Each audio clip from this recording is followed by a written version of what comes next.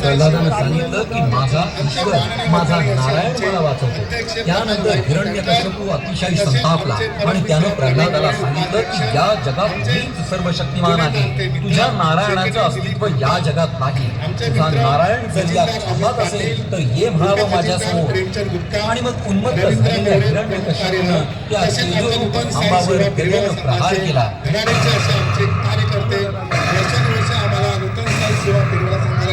त्याच क्षणी संध्या समयी त्या खांबातून भगवंत विराट विशालकाय नृसिंह रूपात प्रगट झाले. त्यांचं मुख सिंहाचं आणि शरीर मानवाचं.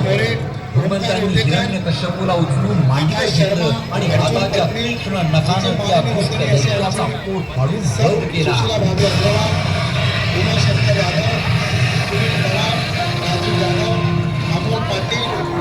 शालिनी पवार, प्रभाकर लांजेकर, संदीप मिश्रा रजत, विजय इन्सुलकर, प्रमोद पिलानी, नटवर पट्टी, शरद जाधव, श्रावण प्रजापती, जिग्नेश शाह, हर्षिता साऊ, दीक्षिता जाधव, तसेच आमचे मित्र केशव मोरे, दुकानसार शिवा, हिरवाला स्तंभ, आमचे आधारस्तंभ, प्रणयस्तंभ असे आमचे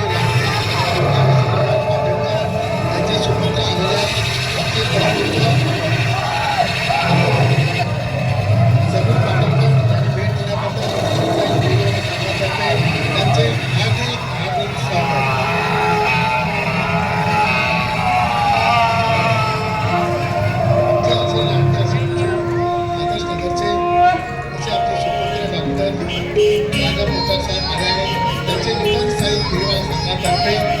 तसेच सर्व साई भक्तांच्या वतीने त्यांचे हार्दिक स्वागत. आदर्श नगरचे आमचे सुपुत्र असेल डॉक्टर आमचे अध्यक्ष हिरण्यकश्यपू हा राक्षस राजा होता. प्रदीर्घ तपश्चर्या करून त्यानं असा वर मिळवला होता की त्याला कुणीही अर्थात मानव